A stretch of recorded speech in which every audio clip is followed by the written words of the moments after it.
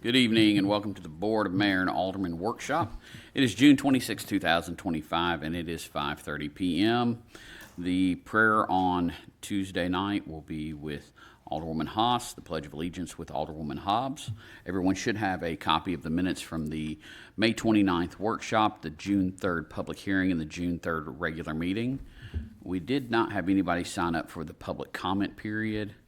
Tuesday we will have the reports from the various departments, and then we will have old business, second reading ordinance 2025-15, an ordinance to amend the City of Laverne zoning ordinance by changing the official zoning map for tax map 32 parcels 3.04 and 3.05 and tax map 29 parcels 41.01 and 41.02. Property consists of approximately 76.55 acres. Property located on or near Waldron and Blair Roads. It's currently zoned R1 Low Density Residential Zoning District. Proposed zoning is a PDR, Planned Density Residential Zoning District, with a base zone of R3 High Density Residential. A public hearing will be held on Tuesday at 5:45 p.m. Does anyone have any questions? Seeing none, we're going to go into the consent agenda. First item we have is approve open-end equity lease rate quotes with Enterprise Fleet Management for the fiscal year 2025-26 vehicles in the codes, information technology, and Parks and Recreation Department. You should have everything in front of you for those vehicles. Bruce, were you able to reach out to Enterprise about the information technology vehicle I had a question about? Yes, I did send that to her, and she said she'd get back to me as soon as she could, and I've not heard anything yet. Okay. Hopefully we will hear something back to see. There is just to let the rest of the board and the public know, there's just a different style vehicle that's a little bit less expensive, still a 25 Ford Explorer, so it still meets the specifications that they need, but may save us money. We're just waiting to hear back on that. So it's $900 some dollars a month to rent this thing? To lease them, yes. To lease them? Yes, and you can see the full year cost as well.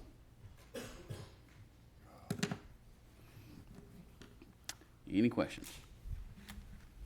Okay.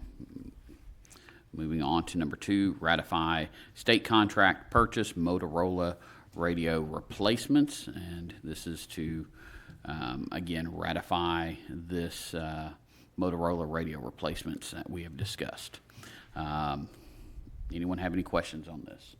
I believe Bruce shot out a very detailed email about the whys behind this and the price increase as of July 1st. If we sign it then at $43,000 more than what we have. Anyone have any questions? Moving on to B, approve agreement for a compensation study for the fiscal year 26-27 with Burris Thompson and Associates. And again, this is just a compensation study, and this pay will be all full-time and regular part-time employees. So you're looking at 125 jobs, about 301 employees. Does anyone have any questions? I do. Andrew, didn't we do one a couple of years ago? And is this just a follow-up again, or? Yeah, so we used Burris Thompson 2 years ago. Mm-hmm. The city's had a relationship with the consultant for, probably over a decade. Mm-hmm. 2 years ago, he did a compensation study for us, and then I completed one the year after. And there is so much movement of market rate in that we're competing with that we felt like it was probably time for us to prepare. So the idea for this particular agenda item is that we would start in September. We would try to wrap it up around Thanksgiving so that we can project for the 26-27 budget. Okay. I remember that, you had done one yourself and then a company had done one a couple of years ago. Is it going to be an ongoing type thing because the way the economy is? Yes, ma'am. And every municipality is facing that same issue right now. All right, thank you. Mm-hmm. And we regularly do these every few years because it is so competitive. I don't know if you've been watching other counties and cities approving their budgets, but there have been some very hefty pay raises.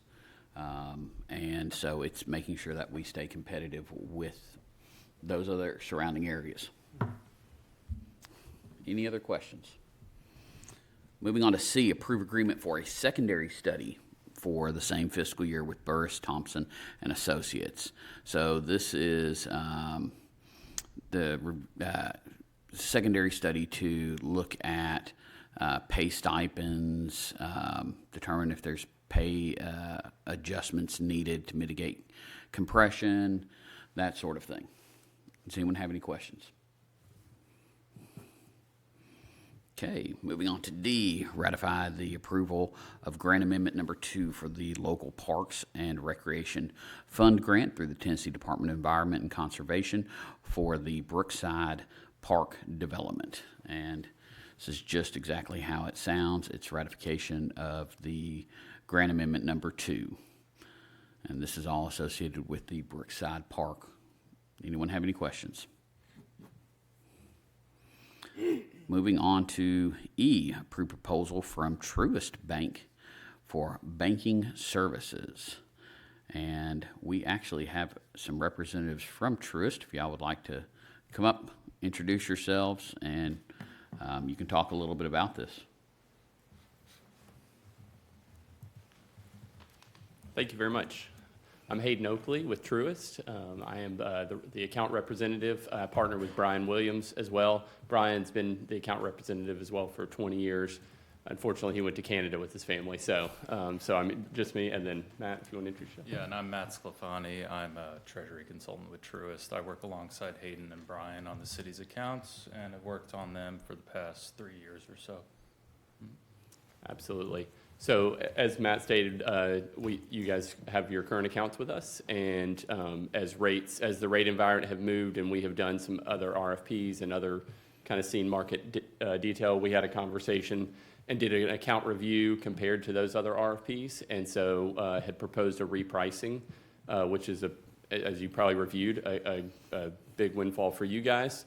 And so wanted to put that in place based on a couple of RFPs that we've seen, that we've won with other municipalities here in the state. So all the details are in the packet, and glad to answer any questions you guys have.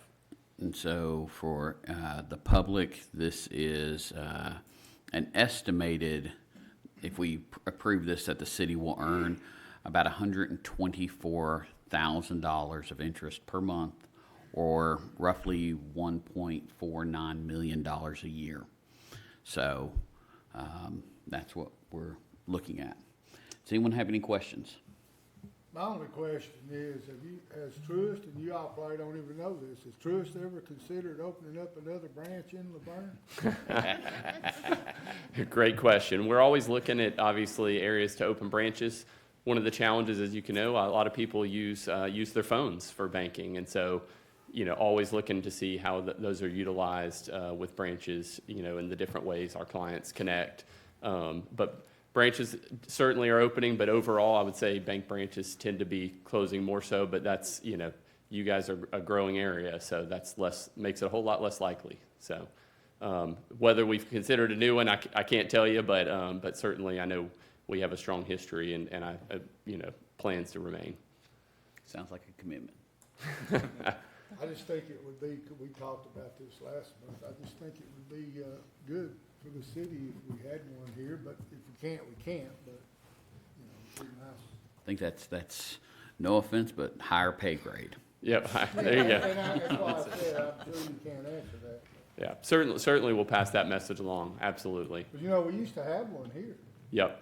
Yeah, and a lot of times we had branches that were just near each other, and a lot of it is based on just how often it's used, how close the nearest branch is, but really usage is that key. It's how, we look at how many transactions, who's utilizing, and ultimately that kind of drives, hey, more people everybody went to the branch to make deposits, now they're taking pictures on their phones and doing transfers on their phones, and so just trying to balance that cost so that we can do things like pay more interest versus spending that money on too many branches as well. So just always trying to balance that, but also we want to give as many options as possible, for our clients.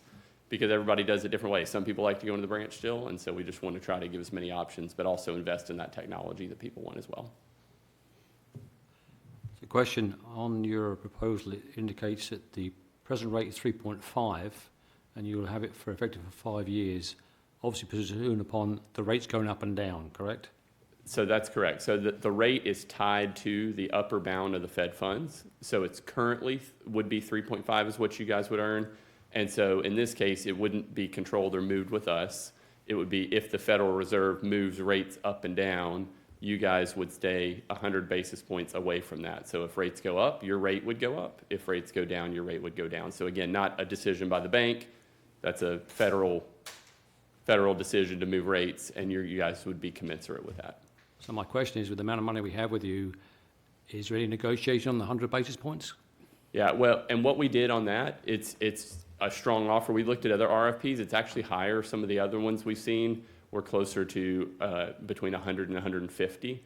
But because of that long-term relationship and what we've seen in the market with other RFPs, we came in with a really strong at that 100 basis points. So that is actually better than what we've won other RFPs with in the state within the last few months. Can't go 75? Sorry, can't go. Unfortunately, hey, listen, I like your negotiation. I'm here to I ask. know, I love it. Yeah, seriously, strong. Yeah, Appreciate it, thank you. yeah, I appreciate the question. Sounds like another commitment. Yeah, that's right. Any other questions? Thank you, gentlemen. Wonderful. Thank you, guys. Next up, we have approve a proposal from Griggs and Maloney to conduct a water system supply study. Ms. Jamie Inslee. Good evening. I hope you all are doing well. This proposal is for the first phase of a water supply study to determine and evaluate options for additional drinking water supply sources for the city of Laverne's water system. Currently, the city's water source for the water treatment plant is the J. Percy Priest Reservoir, which is owned and operated by the United States Army Corps of Engineers. In 2003, the Corps and the city entered into an agreement for water storage capacity in this reservoir. Over the past several years, they have made modifications to the storage yield based on drought conditions experienced and accuracy improvements in their modeling capabilities. Meanwhile, the city's water customers and your water demands have been increasing, and they're continuing to increase with additional growth to the water system. So this study will develop a plan to be implemented as needed to ensure that the city is able to continue meeting its water system demands over the near-term and long-term future.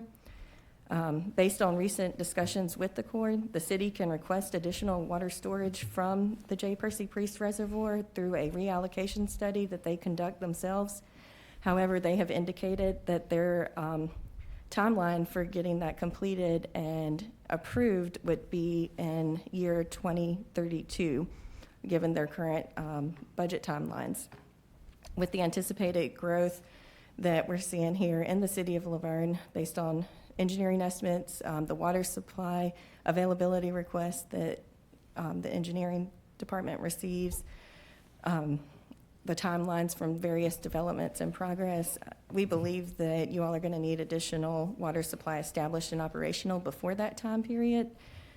So in this study, we'll be looking at other alternatives for obtaining additional drinking water supply sources. Some of those could be cross connections with neighboring water systems from an engineering feasibility and financial commitment standpoint. And then we'll provide those options to you all to consider. Part of the study will also include additional discussions with the Corps and other water providers that have storage agreements on the J. Percy Priest Reservoir to determine if that timeline could possibly be accelerated. They've kind of indicated that may be a potential opportunity. And these neighboring water suppliers, they're also evaluating their future needs and where they're going to get their source water. So we want to stay on par with everybody and not miss an opportunity either to secure additional source water. Once we have a better understanding of what these options are and the feasibility of them, a phase 2 of the study would be brought before you all to give approval to further evaluate what infrastructure improvements would be necessary and the cost associated with making those. Right now, it's just too hard to predict what those options may be and the feasibility of them. If you have any questions, I'm happy to answer. is that, so $275,000 to figure out what the best course of action is? And then who, so if we have to have extra storage, where does that go? Where is that? So there's a couple of options, and I've been having conversations as of late with CUD, and they are looking at doing a joint study with Smyrna, Murfreesboro, and possibly Laverne, and going before the Corps of Engineers collectively for more water. That's one option, if they choose to grant that for all the groups and how much they do. Other options that we discussed back with the budget is possibly looking at Nashville for potential water, or heaven forbid, I think this is more tongue-in-cheek, but drilling a hole all the way over to the Cumberland River and piping it through. There's all these different options. So this first phase is to determine truly what all the options are and kind of present plans, and then based on that, what we would need for phase 2 to make those a reality. So that's for more water, but she's talking about storage. I'm sorry. When I said storage, the way the Corps of Engineers looks at it, they give you a acre feet volume of storage, and then from that amount of storage that you purchase in the lake, they do a storage yield of how much, like in a 1,000,000 gallon per day rate, that yields. And so that's what they have tweaked over the years. In the documents they've sent, they say, we haven't reduced your storage that we have an agreement on from the 2003 agreement, but they have reduced the storage yield from that volume, which doesn't really seem all that fair, to be honest, but we're kind of at their mercy when it comes to playing by their rules. And then they further define it as being during a critical period, which is they define as being when the lake level is below. Winter pool is set at 483 feet, and summer level is at 490 feet. So if it's below those for a duration where it cannot maintain and stay above those levels, that's what they consider a critical period, which, of course, the city doesn't have any control over when that may occur and how that occurs simultaneous with your water demands that are needed in the system. So this hasn't been done since 2003? No, they did a study a few years ago, like 16, 17. I think I'm not sure what year they really started it, but it was the final draft, or the final version that they sent was dated 2019.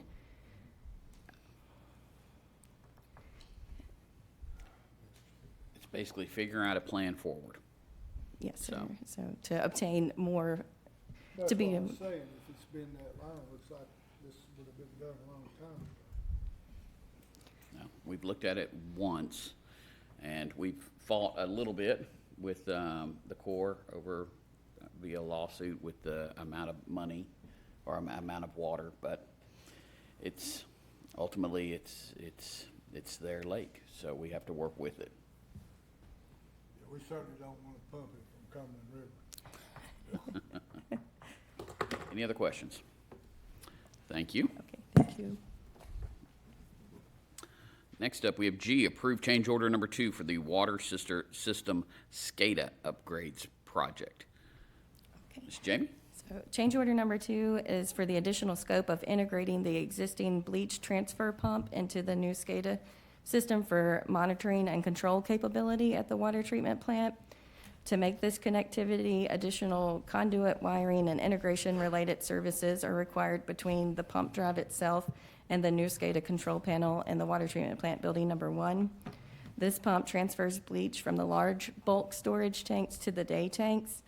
And this transfer typically occurs about 1 time per day, and it's a critical component of the water treatment plant operations. TDEC requires maintaining the proper chlorine residual in your drinking water, and this pump is integral to making sure that process occurs.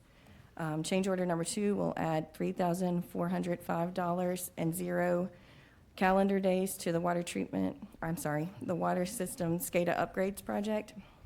The contractor has agreed to this change order, and he's already signed it and returned the cover sheet. We do recommend this change order for approval. Do you all have any questions on this one? Thank you, Jamie. Okay, thank you. Number H, approve lease and operating agreement with Senior Citizens Incorporated, DBA 50 Forward for the Senior Center for the fiscal year 25-26. And so this is our 12-month agreement with 50 Forward for the Senior Center operations, where they provide management services and the daily operations there. They do have a $1 million liability insurance policy that they have to maintain, and the cost of this will be $279,750 in 12-month installments. And this is part of the budget. Does anyone have any questions? Seeing none, we're going to move on to new business. Ordinance 2025-16, an ordinance to amend Title VII, Chapter 2 of the Laverne Municipal Code regarding the fire code. And this is in regards to construction permits to allow the fire department to have more insight into some of the unregulated construction within the city. Curtis, you want to come up and talk about this at all? Good afternoon, everyone. I'll answer any questions you have, or I can just kind of give you a brief description of what we're trying to do.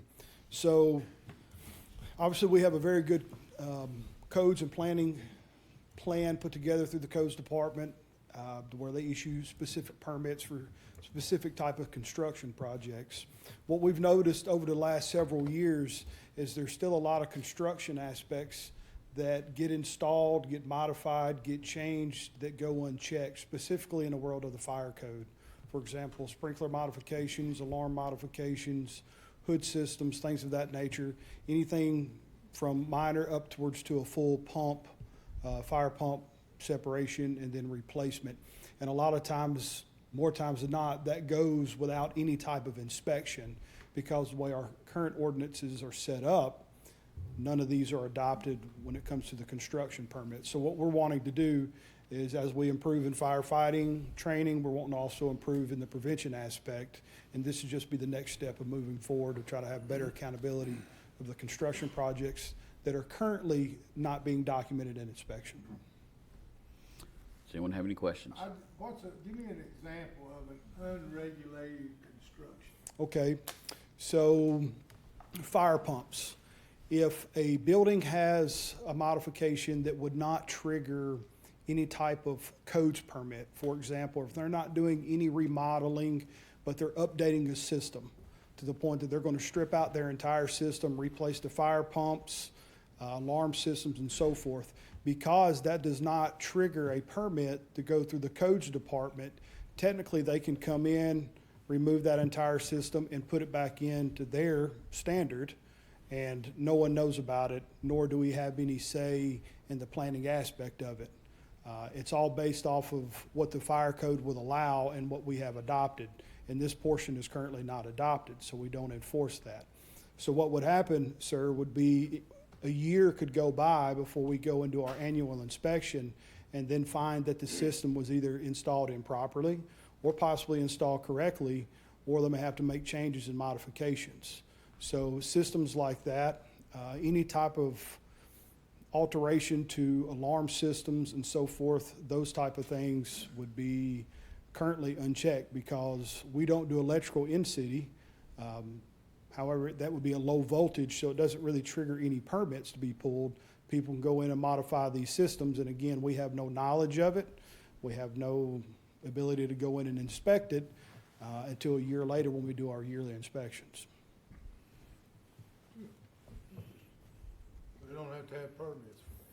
Curtis, Kurt, if you would, does that also include like a change of occupancy type that we're not aware of? Is that correct? It can. So a lot of times, if someone goes in and does a change of occupancy and it does require certain constructional aspects to be changed, for example, a project on Dick Buchanan that we've been working on recently came in because it's a reputable company. They contacted us, asked what our code requires them to do, and they went in and they're now retroing that building to put in an active sprinkler system.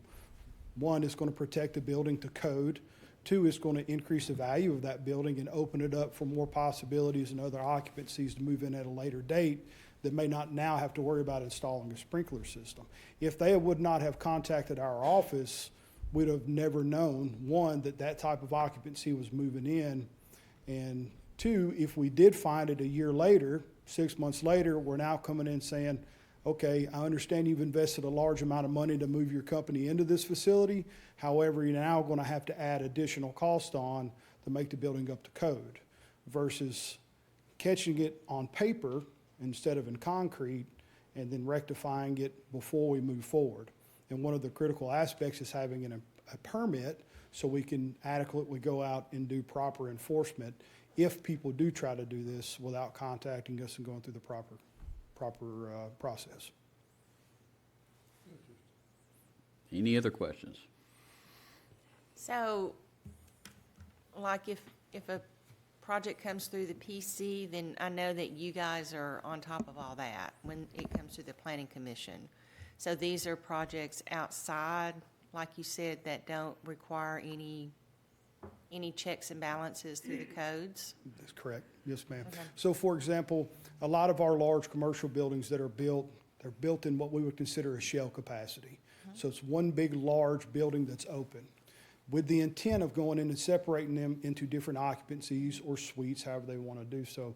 A lot of times, the investors that build these may not necessarily have a tenant per space. They know they'll get rented out, great area, however, they may not have that dedicated at that point. So when we go out to do our inspections, we're merely doing an inspection based off of a vacant building. The fire code is very specific on understanding the occupancy type, what's going in that building, for us to adequately enforce the codes and measures that need to be taken. So we go out and we'll do a shell building. If you look on this document, one of the things that we put in is called high-powered storage. That's a very dangerous occupancy for fire personnel and rescue personnel, because you have storage that is stacked up upwards to 20 to 25 feet in the air. When we go out and we do our initial building inspection that we would pass on to the codes department, we're doing it based off of a vacant building. This would allow us to go back and do a specific inspection to double check to make sure that not only the racking's been installed, which we currently do, but the way their inventory is stacked, to make sure their aisles are spread, to make sure their egress and things are still in line. Something as small as a exit light or an alarm, horn, and strobe can be drastically altered by putting in high-powered shelves to where you can no longer see that. Decibel rating decreases. So that would be one of the construction aspects. We'd be able to go back in and make sure that they're not only built the building correctly, but now they're going to occupy it the way the code would require it to be occupied. Curtis, does that include when they have an occupancy change? That is the full ordinance, interior and exterior, is that correct? That would trigger something with both, is that correct? If it would fall within the construction aspect that we're looking to adopt, yes, sir. One of the things that we're looking at, and when we looked at the construction aspect, there's a lot in the fire code that allows you to issue permits for. When I went through and looked at this, we looked at the hazardous aspects of it, not the minor ones. So the ones that we're proposing to be adopted are the ones that we felt would be the most hazardous to our city and to our fire personnel, which is ultimately what the code's there to protect. And I'll just kind of read you a list. Automatic fire extinguishing systems, battery systems. So if someone wanted to come in and install battery banks, they would have to pull a permit. Currently, the way it stands is they can come in and add full battery banks for forklifts, other mechanical machinery inside their buildings, and we won't know about it until we just go back and do our yearly inspections. So we'd be able to put plan review on that and make sure everything's being installed the way we want it. Fire pumps, which we discussed, emergency responder radio coverage, fire alarm systems, flammable and combustible liquids and tanks. Currently, they do not have to pull permits just to put a tank in. Am I correct on that? So we'll get phone calls quite often. What is your process on pulling permits to install this diesel tank? We don't have one. We'll come back and do an inspection after you're done if you allow us to. So you can kind of see some of the things we're looking at: gates and barricade, hazardous materials, stand pipes, motor vehicle repair rooms and booths. These occupancies that have older buildings, and they're going in and they're just throwing together paint booths and auto repairs. You can't just do that. That would be a major occupancy change, and they would not only have to pull a permit, but it then would trigger an inspection for us to go out and make sure that these occupancy changes have been done according to the code. And if not, we can stop it then. We actually have a code and an ordinance that backs us up on that besides just the standard fire code. And then we go in and rectify any issues and make sure that it's done the correct way up front versus costing someone additional funds on the back end once they're established and running a business. So is there, when you go in on an annual inspection and you find that things are not up to code or whatever, is there a process that it's reported to codes and then a fine process if they don't fix it, or? Yes, Is ma'am. there- So so there is currently in okay. ordinance, we have an enforcement aspect that Okay. allows the tenant or the person in question 30 days. Of course, there's some language in that allows us to take immediate action if we need to. So the way we do things during a yearly inspection, if we find fire code violations, then obviously we enforce those, and we'll enforce what the ordinance states.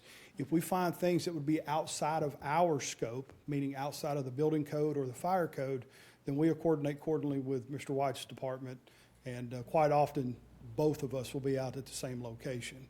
Most of the time, we have to get the state out for electrical issues. They'll come assist us in that. So it's not uncommon for us to cross paths with, especially internally, with our codes department. Yeah, I just wanted to clarify Yes, for ma'am. the community watching. Absolutely. or- And I'm curious, do you have a lot of businesses that try to sneak stuff like that through the cracks and then? Yes, sir. So, How many nods do we have back there? so with this, and this passes,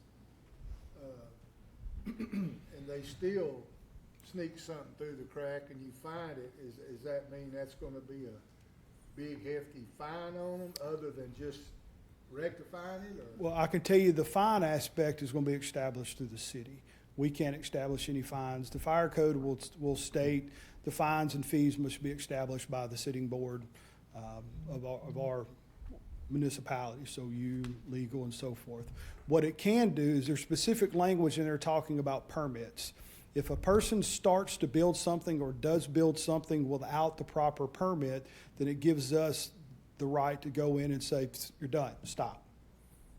All right, even though it may not be a direct hazard to life safety at that moment, it still gives us the authority to go in and say, hey, you're done, you can't do this. This was put into place, the system was installed without proper permitting and inspection, you're done, you can't operate this until we have this rectified. Currently, the way it stands, if we go in and it's per code, we don't know if it was installed correctly or not because we weren't there to monitor that, to look at the plans and to go in and do proper inspections. We have to let them continue to go. So hopefully, if this is passed, that will give us the extra ability to go in and make sure that these things and items that are being installed, again, are checked, they're installed accordingly, the plans, whoever's designed them, we have stamped approvals and so forth. That's why a lot of the codes require that. Permitting phase is for those items. And then if you shut them down, they can't do anything until it's fixed, and they can't continue to operate, or, That's correct. so you won't be setting a fine to them, but you'll be getting in their pocket for trying to beat the system. It could be, but then it also could end up going to where it would go to our local court system, and then it can get to where we end up involving our city legal involved Good. and Evan, moving it's there forward. good. Don't forget Katie. Yeah, Katie's back there too. Well, Katie didn't have the thing on his head. What's it called, Greg? I'll have to wear it next time. Interesting. Do, And one last question is, this sounds like this is something that should have been done a long time ago, like what she was talking about. Why are we just now doing this? Well, you know, as everyone knows, the fire department for the city Didn't come on board until 2014. And I think as a fire department in the city, we've done a really good job getting to where we're at today. Primarily, we had to focus on the bread and butter of the fire department, and that's response. And I think collectively, we've done a good job getting to where we're at. This is just the next phase and something that we can move forward with, and that's the prevention aspect of it. So I feel that, and along with Chief Beasley and Mr. Richardson, we've spoke. I think we're at a good spot where we can adequately move forward with this and manage it is the biggest thing. We didn't want to take on additional roles and not be able to adequately manage this section of the fire code. That's why it wasn't originally adopted.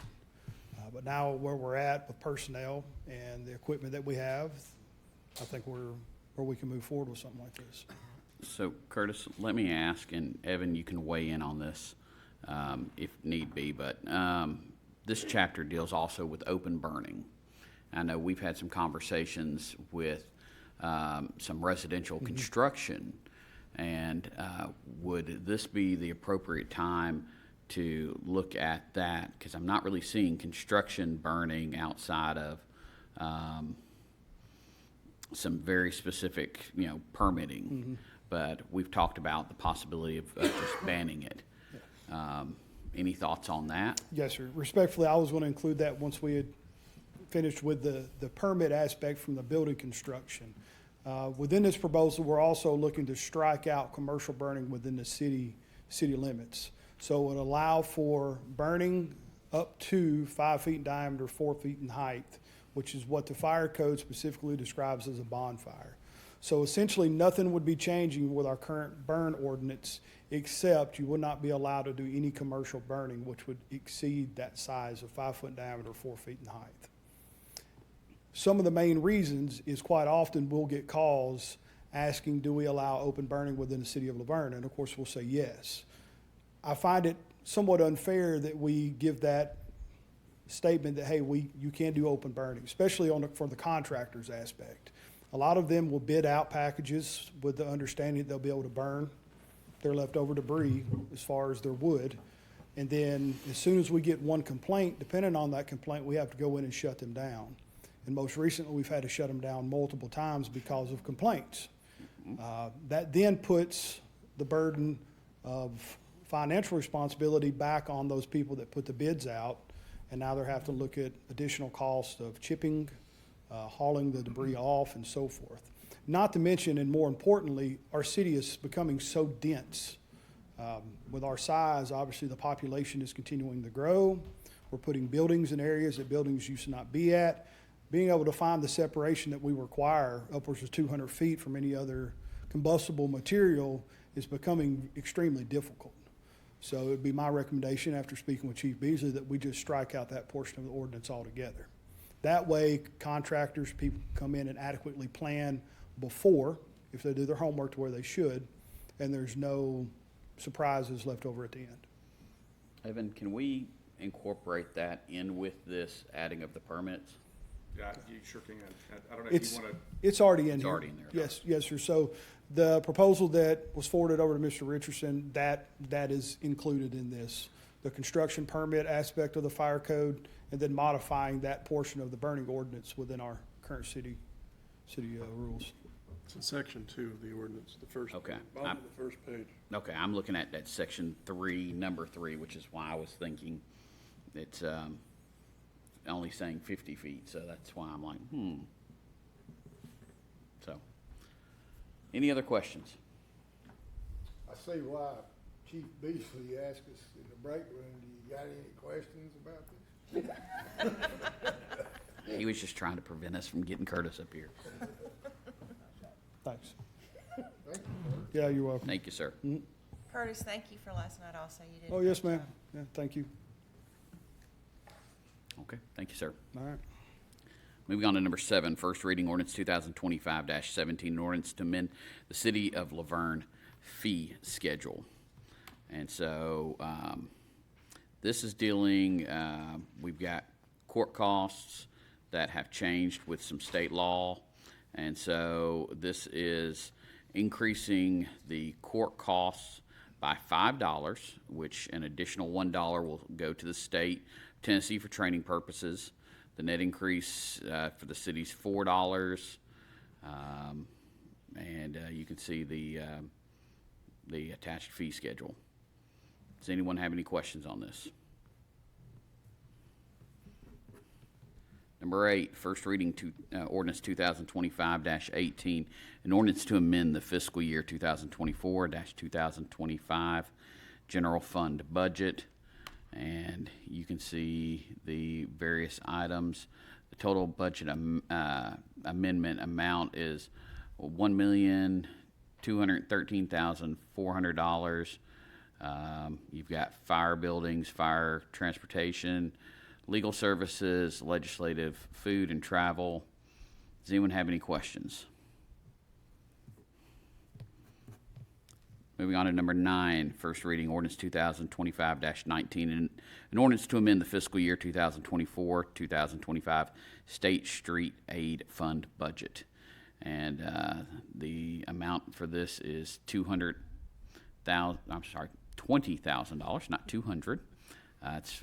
It's repair and maintenance. Does anyone for some additional costs with Old Nashville and Sand Hill?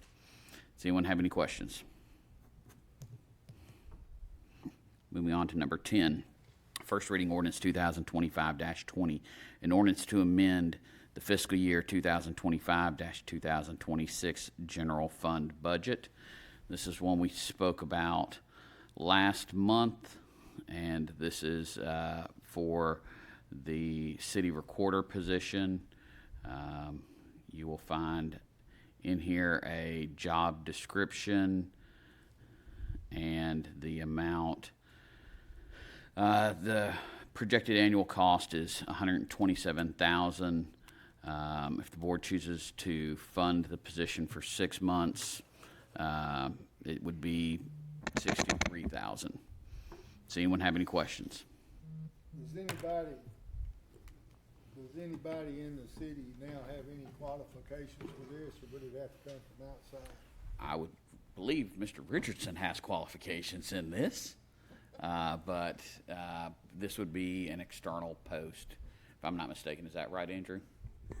Yes, I think based on the way that the job description was written and approved, I don't think we have an internal candidate that I'm aware of that would have the certifications that would be required. And we have the finances for this? Well, according to our budget, no, we do not. This would come out of fund balance at this point, obviously, and that's why it was deferred until the next fiscal year, is because we did not have enough revenues to cover this additional position.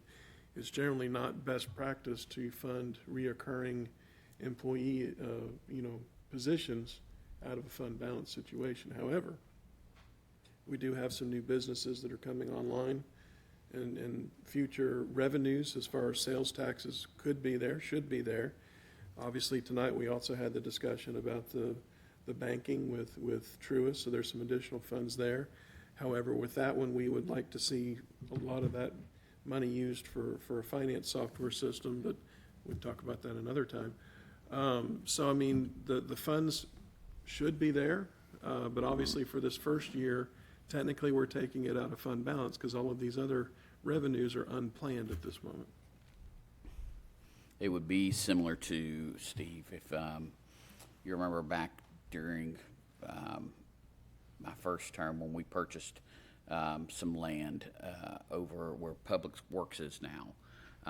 That was proposed originally to come out of fund balance, but wound up not needing that just because of how well we did as far as budgeting and everything. So it could wind up coming out of fund balance at the end of the day, or it could, with these, be offset. That would be seen by the end of the year. Looks to me sounds to me like Andrew needs to get busy. And it's going to take a while to find someone to recruit with the appropriate credentials and experience, as well as to train said person in how we do things versus if they come from another organization I would think that would be the easiest way to recruit somebody is get an existing city recorder, but at the same time, they've got to understand how we do all of our stuff and be trained for a bit in how you want city recording to go. But any other questions? Okay, moving on to number 11, Resolution 2025-14, a resolution of the City of Laverne Board of Mayor and Aldermen to declare property owned by the city to be surplus to the city's needs and directing disposal for the same. Again, you can see all these items. It's things, this is very routine for us. There's scrap metal, some brass meter housings, a Quantum HD heavy rescue truck from the fire department. Does anyone have any questions on that? Seeing none, last item we have is appoint or remove board and committee members. Beautification Arts and Advisory Committee, we still have one term that's vacant. We do not currently have any applicants for that. If anyone is watching at home and would like to apply, you can do so either electronically or in person. If we do not have any applicants by Monday, this will be removed from the agenda. With that, we're going to move on to mayor and alderman comments. Alderwoman Hobbs. I don't have anything for this evening. You're so talkative tonight. Alderman Nothing- Coates. Nothing this evening, Mr. Mayor. Okay, Alderwoman Haas. Remember the fireworks ordinance. What's that? I know. That's why I said it. There's been a lot of comments on Facebook, so I'm just reminding everyone. Mr. Vice Mayor, no? I want to take a moment and thank our local Domino's Pizza, as well as former American Idol, right? Mm-hmm. Former American Idol contestant Danny Goki, who was here in our community just about a week ago, and through his foundation was blessing random residents in our community with extra dough. And so it definitely impacted people's lives, and it's just a good thing for the community. And so we appreciate what they do here. Do also want to remind everybody about the 4th of July, and while Alderwoman Haas is reminding everyone about the fireworks ordinance, I want to remind everyone about our celebration. We have an awesome band. We're going to have live music, food trucks, and fireworks. Lots and lots of fun. I hear Bo Logan's going to sing the national anthem, and it's going to be amazing. So, Temperature in the 60s. probably 70s, probably at least, I would think. Humidity about 10%. Hopefully. But fireworks will start at dark, and so I hope to see everybody out there. With that, call this meeting adjourned.